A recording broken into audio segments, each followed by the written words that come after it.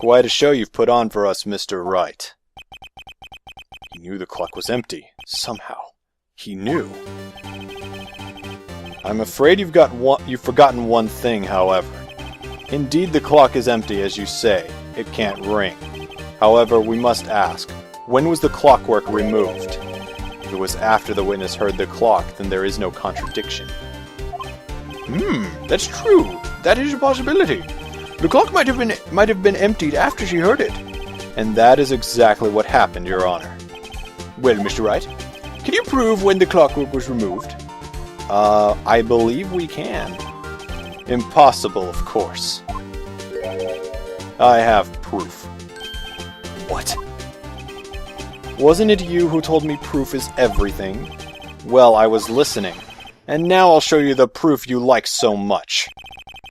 The evidence that proves when the clockwork was removed is Maya's cell phone, I believe. That's where you'll hear when the call had happened and Maya telling Mia that she had taken, or Mia telling Maya, rather, that she had taken out the clockwork.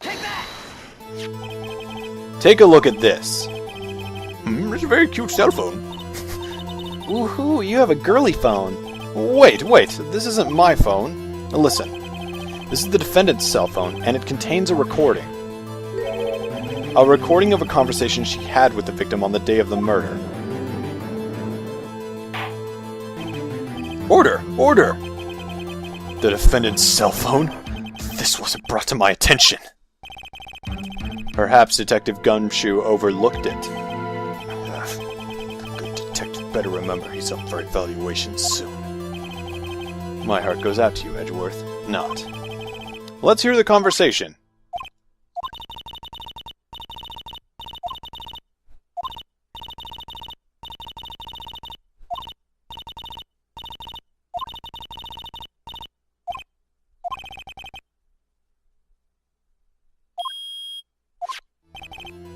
Your Honor, I think this recording makes it clear that the clockwork was already gone.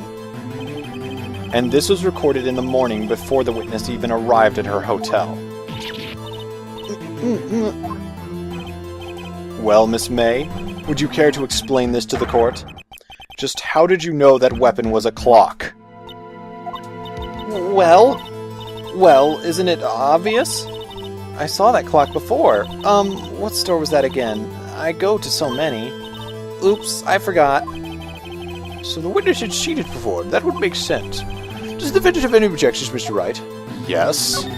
Because, well, the witness claims she had seen it before. But this directly contradicts a piece of evidence already submitted to this court. Well then, let's see it. Please produce this evidence that will prove the witness had not seen the clock before. Wouldn't it be the clock itself? It's not the receipt. Much as I'd like to present that, I think that would not be right. I'm pretty sure it's the clock itself, because it was made by Larry. It says right there, made by Larry Butts. It's simple. This clock was never in any store, ever. What? A friend of mine made that clock. Oh, God. Oh, God, what the heck? Excuse me, I need to take a drink of water.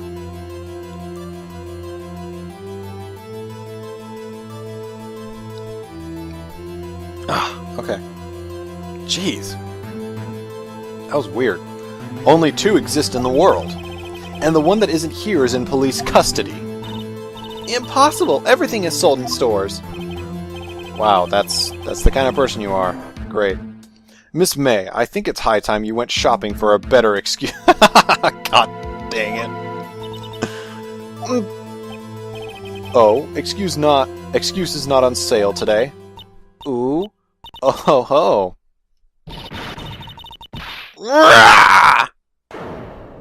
Ah. That's a little terrifying. What's it to you, porcupine head? That stupid clock doesn't matter, okay? She did it, and she should die for it.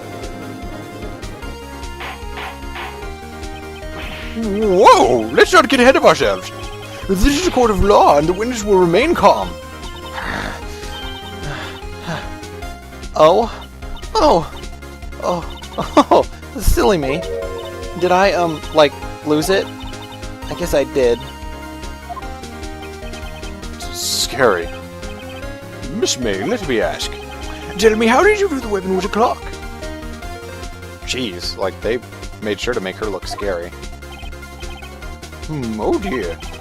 Does the defense have an opinion on this behavior? Okay, this is it. Yes, Your Honor. Allow me to explain how I see the truth of the matter. Miss April May, you knew the weapon was a clock because... I don't...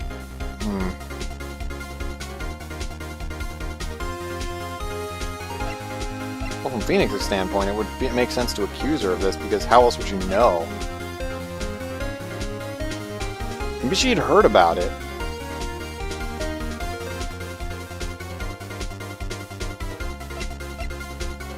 That'd make the most sense. I mean, logically. But if she had heard about it and not known it was a clock, that would still mean that she would... Still means that she was lying in her testimony.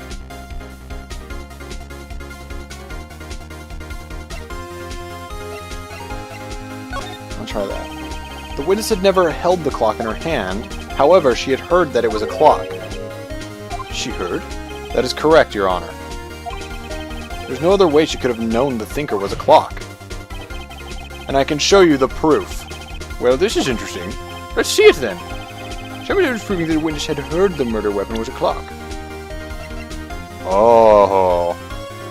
Here we go. Oh boy. Have a look at this. I found this in Miss May's room. Mr. Wright, please explain to the court what this is. Miss April May, you were tapping the victim, Miss Mia Fey's phone, were you not? Your Honor, this is irrelevant. I'm not entirely sure that it is. Objection overruled. It troubles me that our witness was in possession of a wiretap. This is outrageous. Does the defense truly claim that the witness was tapping her phone? Absolutely. Even if that was the case, which it's not. You still have to prove one thing. Did the victim ever say that the weapon was a clock on the phone? Can you prove that? I think not. Oh yeah, I think I can. It's simple. What? Here's my proof. Proof that the victim said on the phone that the weapon was a clock is...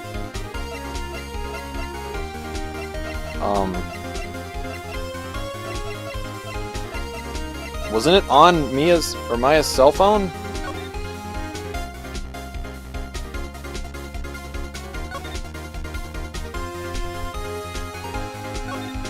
It was the cell phone, wasn't it? I present the defendant's cell phone.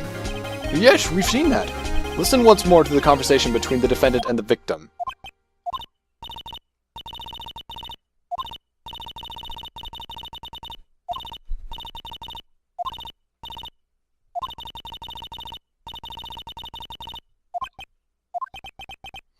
Miss April May, you used a wiretap to listen to this conversation. That's how you knew the thinker was a clock. Am I wrong?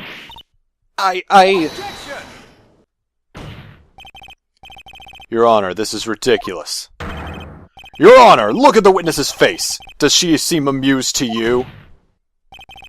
The defense demands an answer. Witness, answer the question. Did you tap her phone? Miss May! Shut up, all of you! What gives you the right to talk to me like that? You lawyer!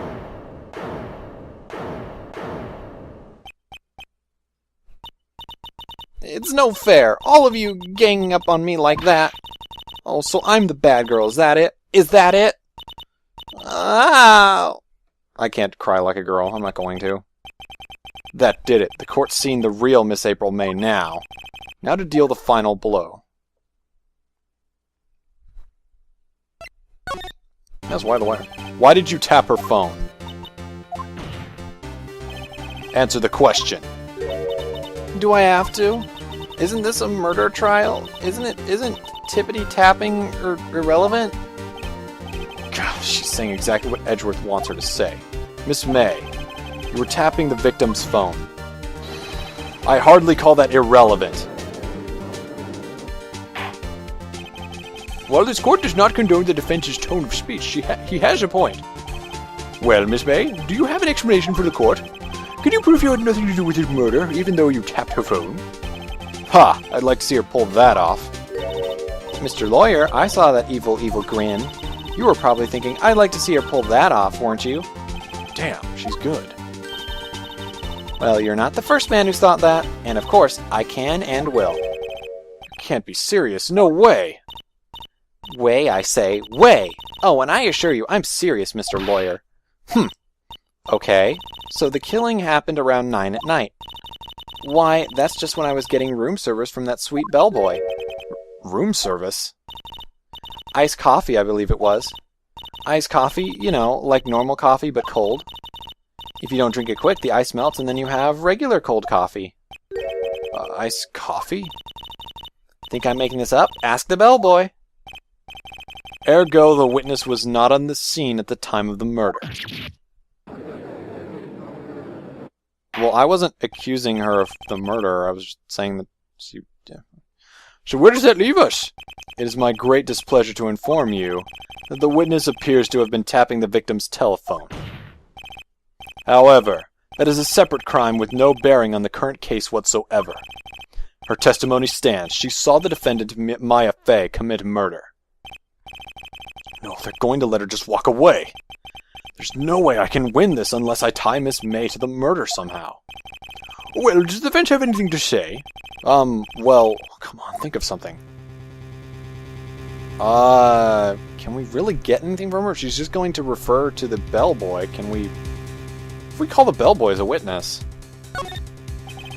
The defense would like to call the hotel bellboy as a witness. There's something suspicious there, and I'm going to get to the bottom of it. I think you've sunken quite low enough already. I object to calling the bellboy. Why? What's your reason? Because I hold that the wiretapping had nothing to do with the killing. However, if you agree to one condition, I'll consent to calling this witness. Condition? If Miss April May's alibi is not called into question after you examine the bellboy, then you will recognize that Miss April May was not the killer, thus she is innocent. Therefore, you must accept the verdict of guilty for Miss Maya Fey. That is my condition. What? Better find something suspicious in that bellboy's testimony. Otherwise, Maya will be declared guilty on the spot. What should I do? Well, I can't give up. That's kind of leading us nowhere, so I have to. Alright, I've got nothing to lose, except for, well, everything.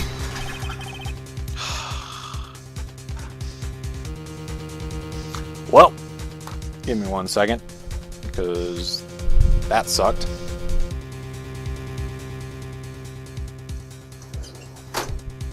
Hi, thanks. Jeez.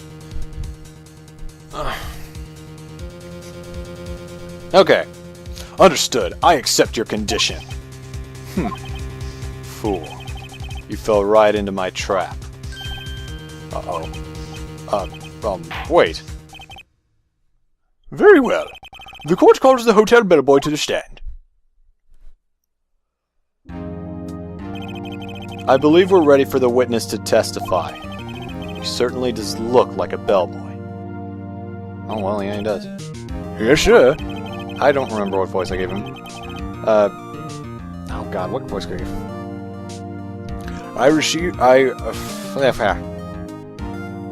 I received your summons in the middle of work, sir. I'll do a dapper voice. I'm happy to be of service. The tea set looks rather heavy, so without further ado, the witness may begin his testimony. Very good, sir.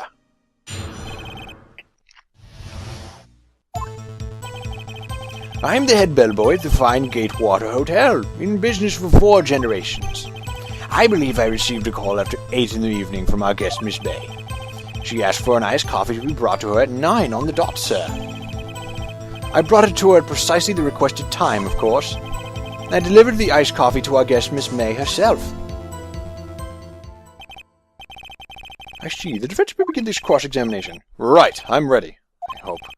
This is it. If I can't prove Miss May was involved with the murder now, Maya will be finished. Now, I don't think that there's any... Okay, let me look at something. I don't think that there's any evidence that ties this, so I think I'm just going to have to press everything he says.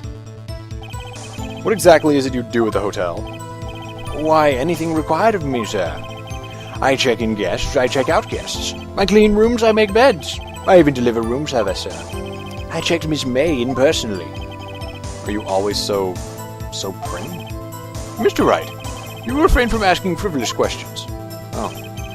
I believe I received a call after 8 in the evening from our guest, Miss May. Are you sure it was Miss May on the phone? Absolutely, sir. How can you be so certain? I checked Miss May in personally, sir. Not only did I see her in all her stunning radiance, but I also heard her voice. And then I saw them, and I... Ahem. The point being, I remembered her quite well, sir. Oh, well. Alright. 9 on the dot, you say? Yes, I confirmed the details several times. She was watching a program on the TV and wished to drink after she finished, sir. 9. Time of the murder. Okay. Precisely 9, then. Precisely, exactly, and most definitely, sir. 9 p.m. You'd be so sure. Miss May was quite insistent that it be brought then. Oh, Bellboy, I'd like iced coffee at exactly 9 o'clock. Something like that, sir. Therefore, I knocked on her door at the crack of 9, sir. She'd be so particular about the time. I delivered the iced coffee to our guest, Miss May herself. Okay. You're sure it was Miss April May herself? Absolutely, sir. Absolutely? Yes, sir, as in so very absolutely, sir. It's an endearing mannerism of mine. How come you're so very certain? Well, when I brought the room to her, sir, she, yes, sir, favored me with an embarrassing, sir. Embarrass her? Is that French for embrace?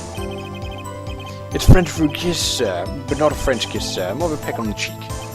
Well, why would she have done that? I believe perhaps she was momentarily swayed by my prim demeanor, sir. The moment I shall never ever forget, sir. Sounds pretty fishy to me. Miss May was up to something and wanted the bellboy to remember her. It's no good. Nothing there. Is that it? Finally, you understand. This bellboy has absolutely no reason to lie. Now, if you have any decency, you will end this rather tedious cross-examination here. It's a bit tedious. The witness may leave the stand. I can't let this happen, can I? Wait. Please wait. Yes? Does the defense have something to add?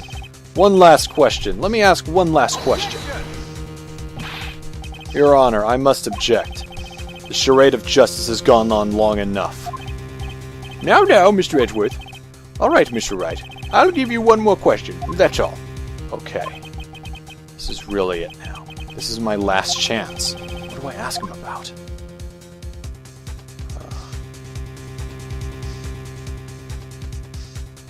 What?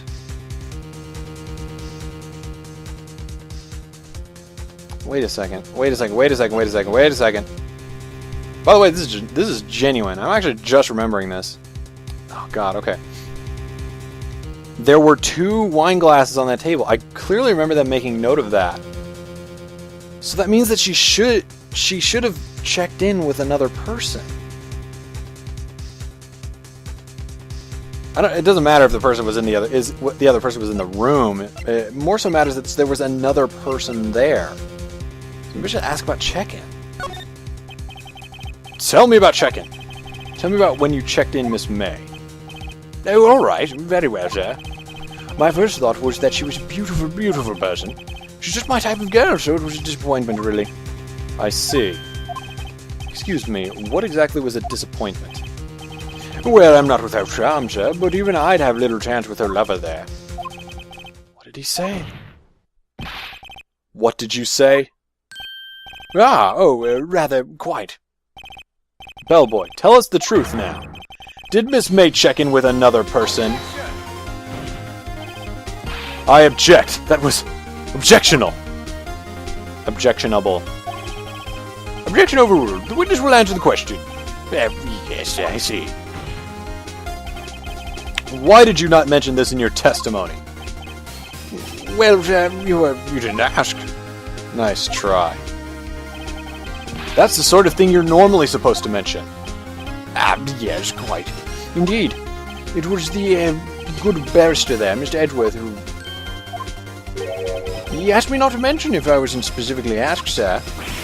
Oof! You fool! I've done it. I've won. Miss April May checked into a twin room with a man, correct? Yes, sir. Then, when you brought the room service, you didn't see that man in the room? That's right, sir.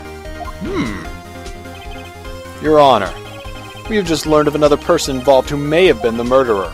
In this new light, I hold that it's impossible to judge the defendant. You agree, Mr. Edgeworth?